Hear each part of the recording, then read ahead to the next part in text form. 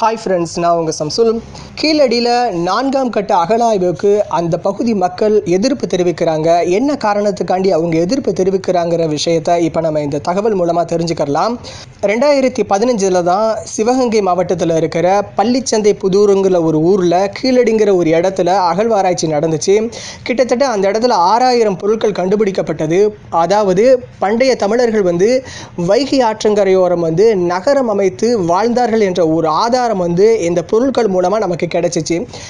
அதுக்கப்புறமா 2016 2017 2ஆம் கட்ட 3ஆம் கட்ட அகழாய்வு நடந்துச்சு. இப்போ 2018 4ஆம் கட்ட அகழாய்வுக்காண்டி முயற்சி பண்ணிக்கிட்டு இருக்காங்க. ஆனால் அப்பகுதி மக்கள் இதற்கு எதிர்ப்பு தெரிவிக்கிறாங்க. என்ன காரணத்துக்காண்டி அவங்க எதிர்ப்பு தெரிவிக்கிறாங்க அப்படின்னா, எங்களுடைய விவசாய பணிகள் இந்த இடத்துல பாதிக்கப்படுது, எங்களுடைய விவசாய நிலம் சேதமாகுது அப்படிங்கிற ஒரு காரணத்தை அவங்க முன்வைக்கிறாங்க. ஒருவேளை 4ஆம் கட்ட அகழாய்வு நடந்து முடிஞ்சிச்சுன்னா இன்னும் பண்டைய தமிழருடைய வரலாற்றை நம்ம இன்னும் ஆழமாக தெரிஞ்சுக்கலாம்.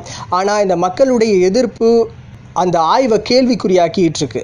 இது போன்ற சமூக நிகழ்வுகளை தெரிந்து கொள்ள லைக் பண்ணுங்கள், ஷேர் பண்ணுங்கள், கீழே கமெண்ட் பாக்ஸில் கமெண்ட் பண்ணுங்கள். மறக்காமல் சப்ஸ்கிரைப் பட்டனை ப்ரெஸ் பண்ணி பக்கத்தில் இருக்க பெல் பட்டனை ப்ரெஸ் பண்ணிடுங்க.